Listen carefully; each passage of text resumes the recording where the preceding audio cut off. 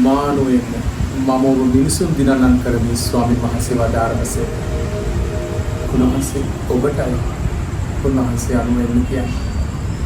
Sometimes when God blesses us, we get attached to the blessings more than our God. ස්වාමීන් වහන්සේට වඩා අපි අපිට උන්වහන්සේගේ තෑගි වලට ලං වෙලා උන්වහන්සේව අමතක කරනවා.